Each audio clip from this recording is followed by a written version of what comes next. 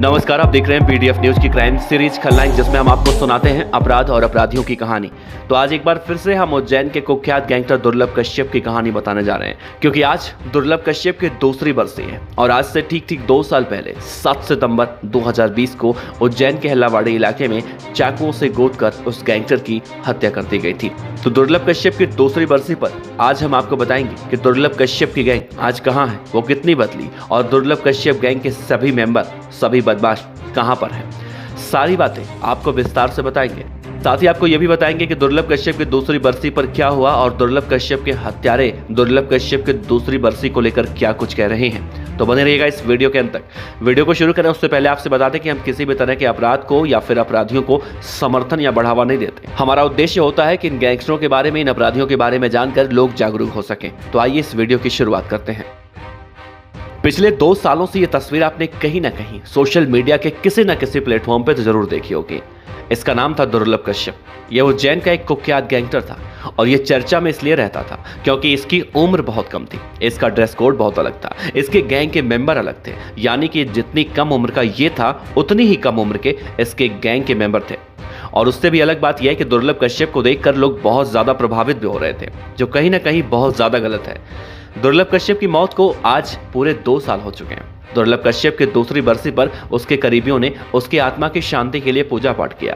अब दुर्लभ कश्यप की गैंग खत्म हो चुकी है, या यूं कहें कि दुर्लभ कश्यप गैंग के जितने भी पुराने बदमाश थे या तो अब वो सुधर चुके हैं या फिर जेल के अंदर बंद हैं।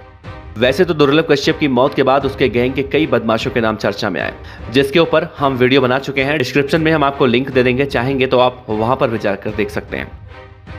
उन बदमाशों में अमित सोनी, कुशाग्रा सोनी, पीयूष बॉक्सर, राजदीप मंडलोई, कुणाल बिलोडिया, चैन सीके, शानू सागर, नवीन तंबोले जैसे कम उम्र के खतरनाक गैंगस्टर शामिल थे। पीयूष बॉक्सर, राजदीप मंडलोई और अमन शूटर, इन तीनों के नाम अब तक किसी भी गैंग वॉर में या फिर किसी भी अपराध में चर्चा में नहीं आते, लेकिन दुर्लभ कश्यप गैंग के और कई सारे मेंबर हैं जिनका नाम कई सारे अपराधों में उसके बाद भी सामने आ चुका है। जब दुर्लभ कश्यप की पहली बरसी थी तो दुर्लभ कश्यप गैंग के सभी लड़के उसके घर पर जाने वाले थे, जैसा कि दुर्लभ कश्यप के पिताजी ने भी सोशल मीडिया पर अपील की थी और लोगों को आने के लिए कहा था, लेकिन उज्जैन प्रशासन ने इसको रुकवा दिया था और उस समय कोरोना वायरस का हवाला दिया गया था और पुलिस को यह लग रहा था कि जब बहुत सारे लोग दुर्लभ कश्यप के पहली बरसी में शामिल होंगे तो कहीं ना कहीं इन्हें काबू करना बहुत ज्यादा मुश्किल हो जाएगा, क्योंकि उस समय कोरोना वायरस का खतरा बहुत ज्यादा मंडरा रहा था। लेकिन दुर्लभ कश्यप की दूसरी बरसी पे अब ज्यादा कुछ नहीं हुआ है, बस उसकी आत्मा की शांति के लिए पूजा पाठ किया गया है। दुर्लभ कश्यप के बारे में कहा जाता है कि वो एक डेयरिंग जिगरा वाला गैंगस्टर था।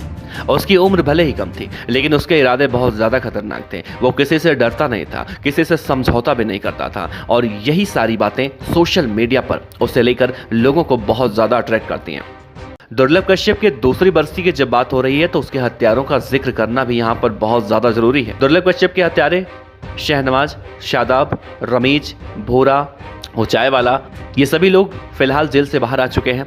चाय वाले ने जेल में ही कूदकर आत्महत्या कर ली थी और एक आरोपी को छोड़कर सभी आरोपी फिलहाल जमानत पर बाहर हैं।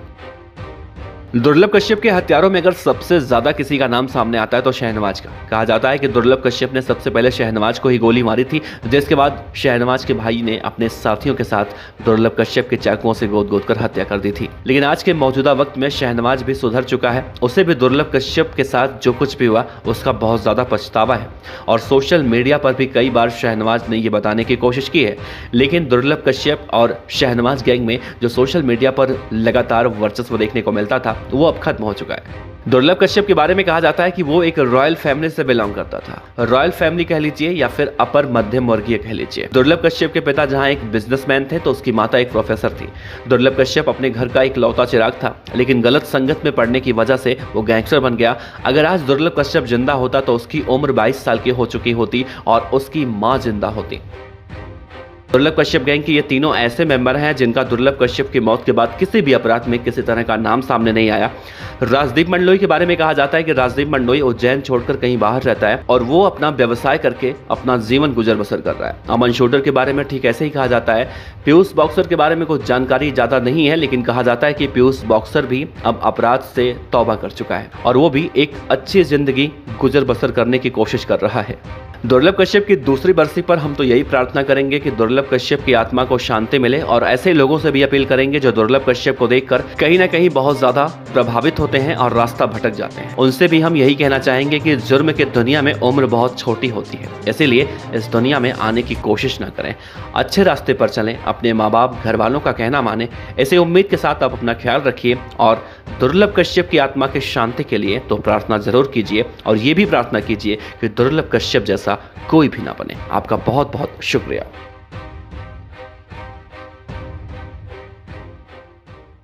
खबर अच्छी लगी हो तो लाइक कीजिए, सब्सक्राइब कीजिए, साथ ही बेल आइकन का बटन दबाइए।